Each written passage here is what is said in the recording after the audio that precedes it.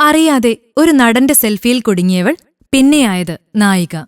ഇപ്പോഴിവർ വീട്ടമ്മമാരുടെ കളിത്തോഴിയാണ്. ഒരു സെൽഫിയിൽ കൂടിയ മൃദുല വിജയകുമാറാണ് സീരിയൽ രംഗത്ത് തിളങ്ങുന്ന നക്ഷത്രമായങ്ങനെ നിൽക്കുന്നത്. ഇങ്ങനെ പറഞ്ഞതുകൊണ്ട് വിചാരിക്കരുത് മൃദുലയ്ക്ക് സിനിമാ പാരമ്പര്യമില്ലെന്ന്. അവർ ക്യാമറാമാൻ ആനന്ദക്കുട്ടന്റെ അടുത്ത ബന്ധുവാണ്. അദ്ദേഹത്തിന്റെ മരണം മൃദുലയ്ക്കൊരു തിരിച്ചടിയാണ്. മുമ്പ് 3-4 ചിത്രങ്ങളിൽ അഭിനയിച്ചിട്ടുണ്ടെങ്കിലും മൃദുലയെ ആർക്കും അറിയില്ല. നെക്സ്റ്റ് ടോക്കൺ എന്ന സിനിമയുടെ ലൊക്കേഷനിൽ വെച്ച് നടനും സംവിധായകനുമായ മധുമേനോൻ ഒരു സെൽഫി എടുത്തു. ആ സെൽഫി മറ്റൊരു സംവിധായകനായ ഡോക്ടർ ജനാർദ്ദൻ അയച്ചുകൊടുത്തു. എന്നാൽ സെൽഫിയിൽ ജനാർദ്ദൻ കണ്ടത് മധുമേനോനെയല്ല, തൊട്ടു പിന്നിലായി നിൽക്കുന്ന മൃദുല വിജയകുമാറിനെയാണ്.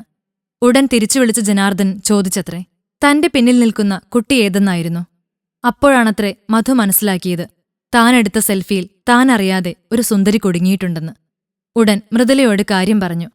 ആദ്യം മൃദുല വഴങ്ങിയില്ലെങ്കിലും കാര്യങ്ങൾ പതുക്കെ സീരിയലിനോട് അടുക്കുകയായിരുന്നു.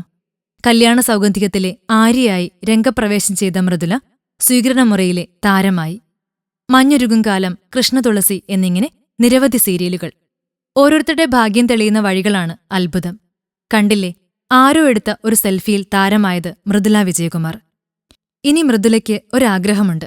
മലയാളത്തിലെ യൂത്ത് ഐക്കൺ താരങ്ങളായ നിവിൻ പോളി, ദുൽഖർ സൽമാൻ, ഉണ്ണി മുകുന്ദൻ എന്നിവരോടൊപ്പം നായികയായി അഭിനയിക്കണം. മൃദുലെ, ഇവർ മാത്രമല്ല മലയാളത്തിലെ നടന്മാർ. ഇനിയും ഒത്തിരി പേരുണ്ട്. ഞങ്ങൾ കാത്തിരിക്കാം. Film court. കൂടുതൽ സിനിമാ വിശേഷങ്ങൾക്കായി ഈ ചാനൽ സബ്സ്ക്രൈബ് ചെയ്യൂ. Film coat.